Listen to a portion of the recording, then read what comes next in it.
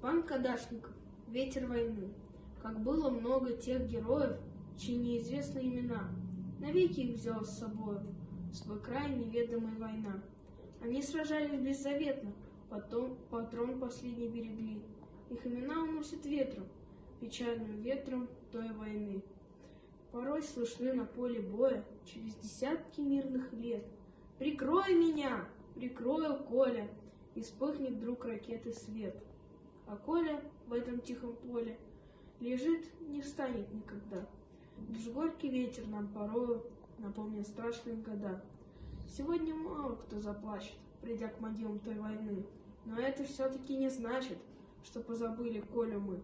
Мы помним это горе, осталась в памяти война, и русское родное поле приносит ветром имена.